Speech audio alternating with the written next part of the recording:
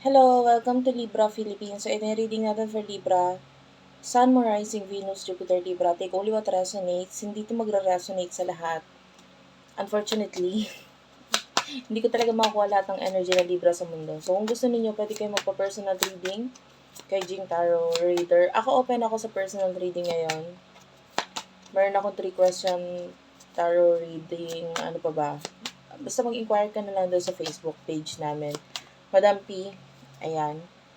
Open din ako sa 1 hour video call if you want. Kung gusto mo lang naman.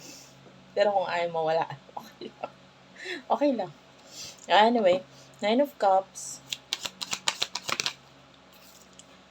Um, the Temperance. Ayan. Sagittarius energy. This is Major Arcana. 9 of Cups. Okay. 6 of Cups. Well, someone in the past is nasasaktan ngayon. Like, I can see someone here thinking of you from the past person. And, nakikita natin kung gaano siya nasasaktan ngayon. 9 of Cups, nakikita natin you do have other options in love. No? But with the Temperance, di ka naman kasi nagmamadali. May other options ka, but hindi ka nagmamadali pagdating sa love. That's why.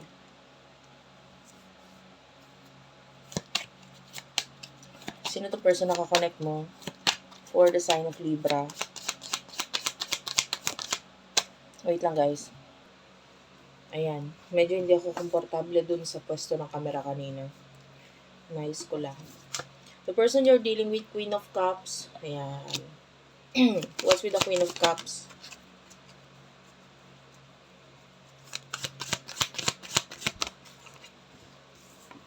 Clarified by the 6 of Wands.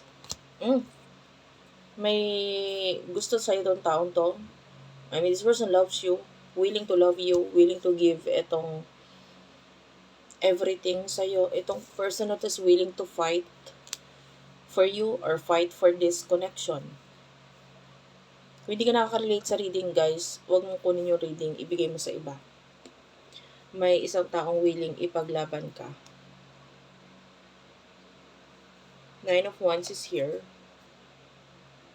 I mean, maraming experiences itong person na to na hindi maganda, kaya pwedeng hindi siya masyadong naging open pagdating sa love, or pwedeng naging maingat siya.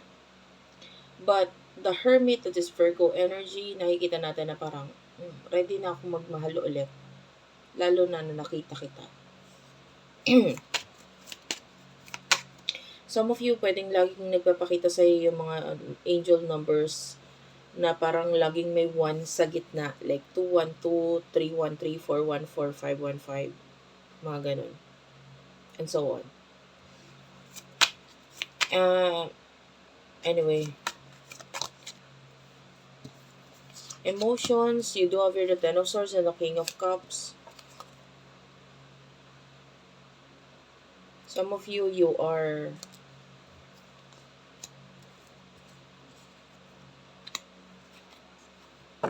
tinatapos or inuunti-unti mong tapusin yung emosyon mo with the Justice card.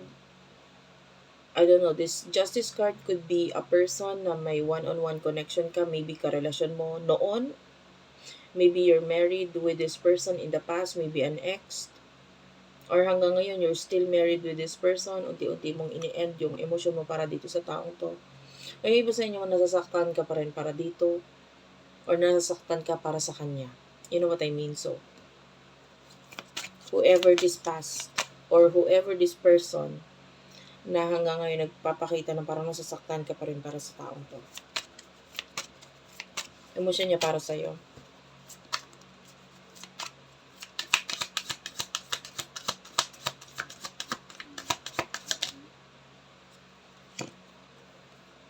I mean, this could be a new person. Itong new person na to, nakikita natin, there's an offer here, Page of Pentacles.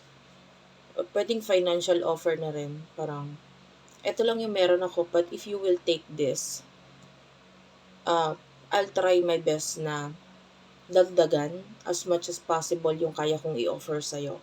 So, itong person na to is looking forward na i-improve yung sarili niya para sa'yo. The Queen of Cups, Queen of Swords is Gemini, Libra, Aquarius energy. Parang, ibibigay ko yung mga kaya kong ibigay sa'yo if you will cut off completely yung maybe the past or whoever this person na parang pwedeng laman pa rin ang puso mo. So, kung kakalimutan mo yan, kung tatanggalin mo yan sa puso mo, I'm willing to give you everything. The sun is here. So, itong person na to nagpapasaya. Ikaw ang nagpapasaya sa kanya. And the star. Gustong-gusto ko nitong taon to. So, what will happen in the near future for you, Libra?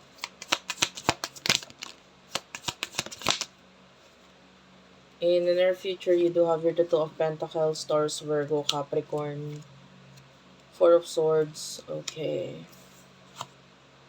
Two of Swords, Gemini, Libra, Aquarius, Taurus, Virgo, Capricorn.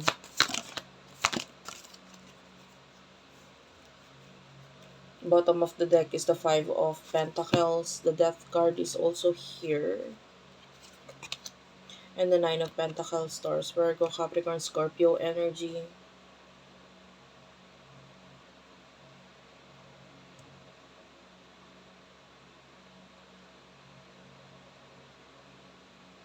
You're not making any choices in the near future. May choice ka or may decision ka na kailangan gawin. Kailangan mong gawin yon. Be careful about money. Nakakita tayo ng money problems with regards to family or damay si pamilya. Like maybe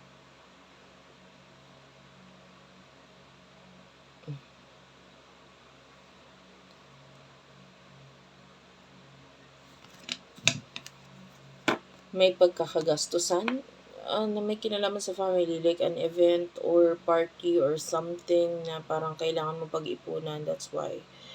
Pero medyo rocky road pa yung finances pagdating dito.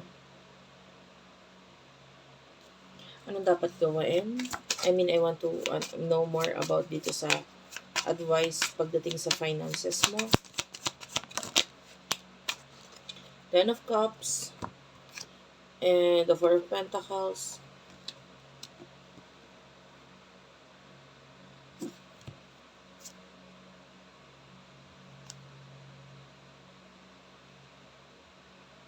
Pagdating dito sa just have fun.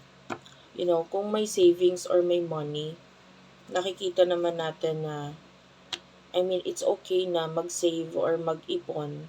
Pero sometimes kung ikakasaya ng pamilya mo, it's okay na magbigay ka doon, no? Or just give kung ano yung kaya mong ibigay.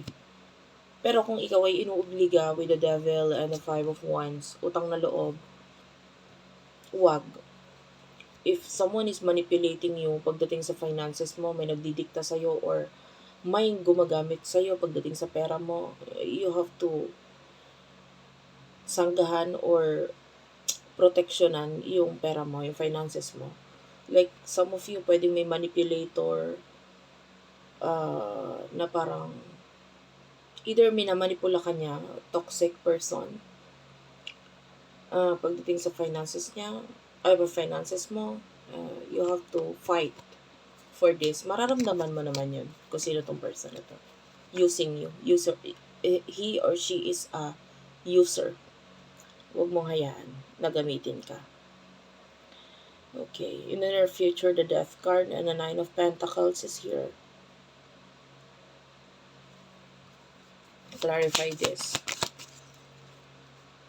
There's a new beginning with the some of you, this is a past person, pero yung iba, this could be a new person. Malaking pagbabago ang dala nitong taong ito, hindi lang sa'yo, sa pamilya mo.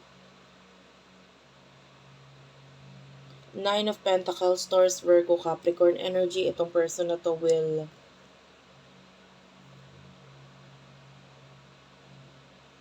be like a friend to you.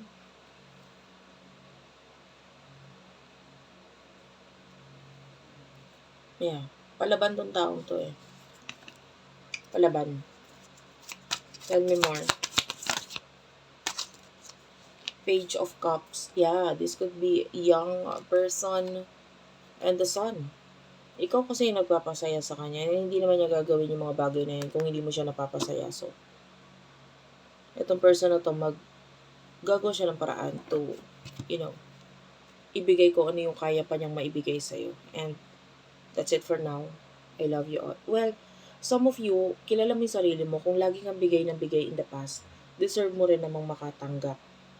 Yeah. And this person is the one na willing magbigay naman sa'yo.